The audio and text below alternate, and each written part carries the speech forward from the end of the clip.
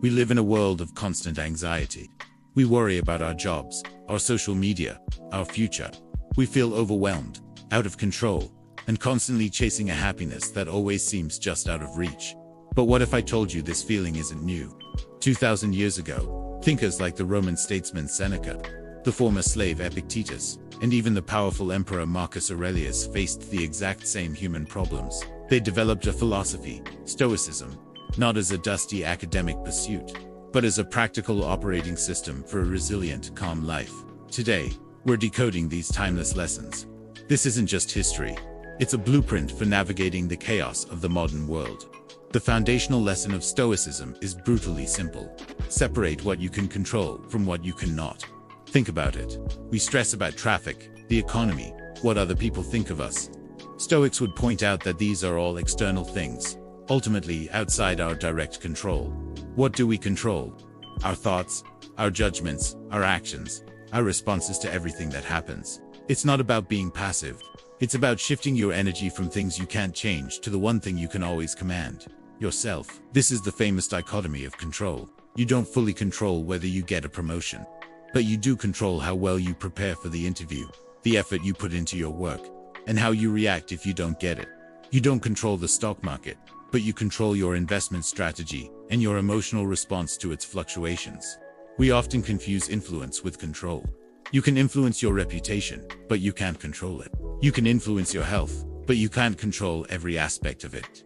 Marcus Aurelius wrote in his private journal, which we now know as Meditations, "You have power over your mind, not outside events. Realize this, and you will find strength." Imagine the immense weight that lifts from your shoulders the moment you stop trying to manage the unmanageable. It's like trying to hold back the ocean. It's exhausting and futile. The Stoic approach is to learn how to build a sturdy boat and navigate the waves, whatever they may be. Instead of fighting reality, you accept it and focus your power where it truly matters, on your own choices and your inner state. That's where true freedom is found. So, once you've separated what you can and can't control, what's next? This is where the Stoics introduce a practice that sounds strange at first. Negative visualization, or as they called it, Premeditatio Malorum, the premeditation of evils. It sounds depressing, right? To intentionally think about things going wrong. But it's actually one of the most powerful tools for building resilience and reducing anxiety. It's not about wallowing in misery. It's about preparing the mind. Think of it like a fire drill. You practice what to do in an emergency so that if a real fire breaks out, you don't panic. You know the escape route. Negative visualization is a fire drill for life. The Stoics would take time to contemplate losing their job, a relationship ending, facing an illness, or even their own mortality. By doing this, they achieved two things. First, they developed a deeper appreciation for what they currently had. When you imagine not having your loved ones, you value their presence more today. When you consider the loss of your health, you're more grateful for it right now. Second, it lessens the shock and fear if those things actually happen. Seneca described this as rehearsing for misfortune. You've already walked through the scenario in your mind. You've considered how you would cope, what steps you would take. And you realize that even in the face of great difficulty, you have the inner resources to endure. It strips away the paralyzing fear of the unknown.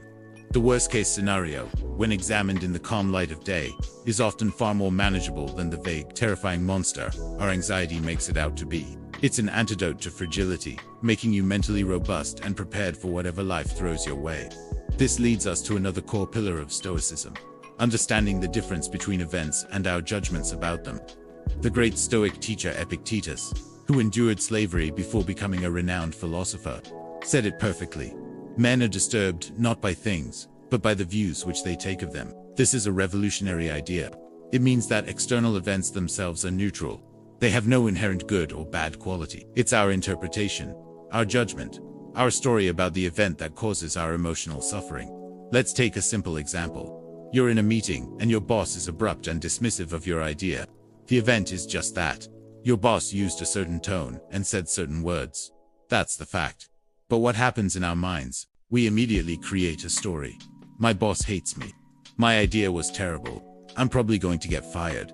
This story, this judgment, is what causes the anxiety, the anger, the self-doubt. The event itself didn't cause it. Our perception did. The Stoic practice here is to become a mindful observer of your own thoughts. When you feel a rush of negative emotion, pause. Ask yourself, what just happened? And what story am I telling myself about what happened? Separate the objective event from your subjective judgment. Maybe your boss was just having a stressful day. Maybe they were short on time. Maybe they didn't even realize how they came across.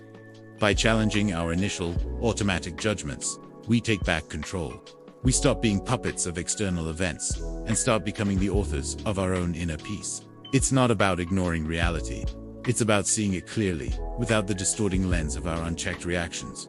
Stoicism isn't about suppressing emotions or becoming a cold, unfeeling robot. It's about understanding our emotions and channeling them wisely. It's a workout for the mind, a set of practical tools to be used every single day, not just when things go wrong. It's about building an inner citadel of calm that can't be breached by external chaos. If you apply just one of these lessons today, whether it's focusing only on your response during your commute, or questioning whether your anxiety about a deadline is a fact or just a judgment you're making, you start reclaiming your calm. You start living with more purpose, resilience, and tranquility. Which Stoic principle speaks to you the most? Is it the power of the dichotomy of control, the resilience built through negative visualization, or the clarity that comes from separating events from judgments? Let me know in the comments below. I'd love to hear your thoughts and start a discussion on how we can all use this ancient wisdom to live better lives today. Thank you for watching. Subscribe and like the video. This is Heartbeam, where emotion finds its echo. Please don't forget to explore more of our videos. Every story has the power to heal and inspire.